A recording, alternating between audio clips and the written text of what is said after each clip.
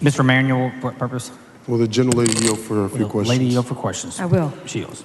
Representative Johnson, you brought up a really good point earlier. You were saying how what happened during DOMA 30 years ago when we were talking about, quote unquote, a traditional family, how that had psychological effects on people who testified in the Public Health Committee. Is that what you were saying? Is that true?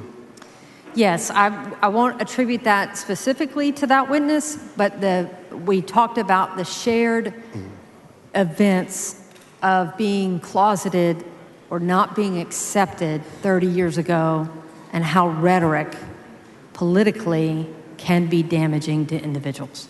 And hasn't that been shown to show that that has caused people to, like you were saying earlier, that they feel as though they have to be the opposite sex to be with someone that they would choose to want to be with? Yes, the witness described, and the witness has written an op-ed, and again, I'm grateful for that witness's participation, and I asked that individual witness if we had had something in place that would have required their parents to engage, their medical community to engage, their mental health professional community to engage, to help them walk through the processes of what is and is not acceptable and what life can look like, that would be beneficial. Their own witness said something like this amendment would be helpful. The reason I ask is because that is the same situation that happened to myself growing up on an Air Force base, only seeing heteronormative families, thinking the only possibility for me to be an openly out gay black man and not be called a faggot or different things of that sort, that I had to conform to that kind of a lifestyle because of the social constructs that people made me feel that I was less than.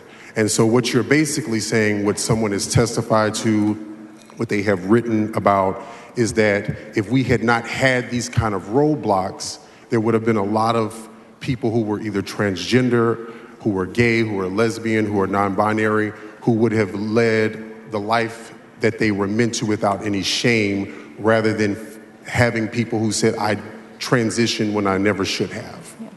And you're exactly right, which is if the concern is about good public policy for a community that we don't yet understand, then adopt the amendment which says medical professionals, physicians, mental health professionals, and even a government agency to determine best practices as we move forward is more compassionate, is more thoughtful, is actually protecting of Texas children and their families, rather than a complete and total ban, which will result in harm to these kids. Thank you so much for your amendment.